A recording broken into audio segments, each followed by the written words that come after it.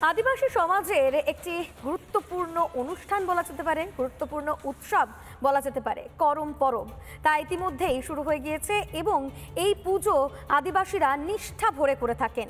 ভাই এবং নতুন ফসলের জন্যই কিন্তু ভাইয়ের মঙ্গল কামনাতেও এই করম পরব পালন করা হয়।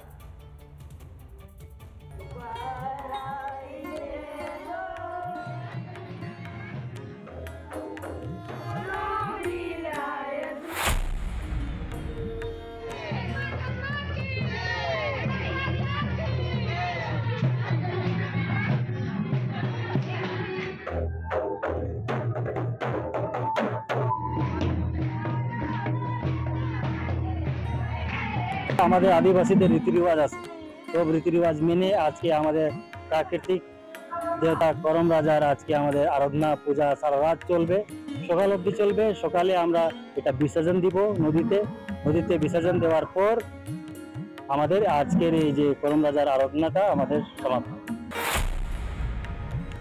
কৃষি সভ্যতার বিকাশে ঠিক এভাবেই অঙ্কুরোদ্গমের প্রক্রিয়াটি একসময় আবিষ্কার করেছিল কুমারী মেয়েরা, আর তখন থেকেই একেবারে যাওয়া উঠানোর মাধ্যমে এই করম পরব কিন্তু পালিত হয়ে আসছে ঐতিহাসিক সেই যুগ থেকেই।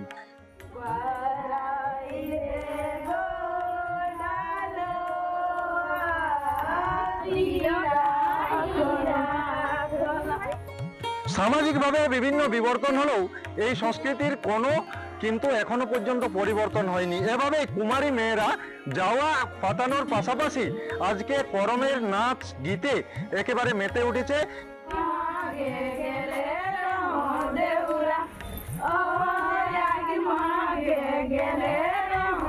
এটা একটা কৃষি ভিত্তিক উৎসব। কৃষকরা যে চাষবাসে যেভাবে চাষবাস করে ওদের যে নিয়ম শৃঙ্খলা, কিভাবে তারা বীজ ফেলে, কিভাবে বীজ অঙ্কুর হয়, অঙ্কুর হওয়ার পর কিভাবে তারা সেগুলোকে চাষের কাজে লাগায়, তো সেই জিনিসটাকে এখানে এই উৎসবের মাধ্যমে সেটাকে দেখানো হয়। পুজোটা পূর্বপুরুষ থেকে চলে আসছে, 5 দিন ধরে চলে। একদিন বালি উঠা হয়, তারপরে মাঝে 4 দিন নাচ ডেক হয়, তারপর ডাল গাড়া হয়, ডাল ভাসা হয়।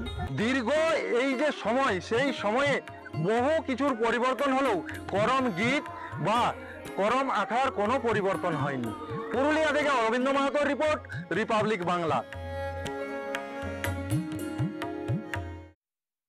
নানা ধরনের কন্টেন্ট দেখার জন্য লাইক করুন, শেয়ার করুন আমাদের ফেসবুক পেজ, সাবস্ক্রাইব করুন আমাদের ইউটিউব চ্যানেল। পাশাপাশি অন্যান্য ব্রেকিং নিউজের জন্য অবশ্যই চোখ রাখুন রিপাবলিক বাংলায়।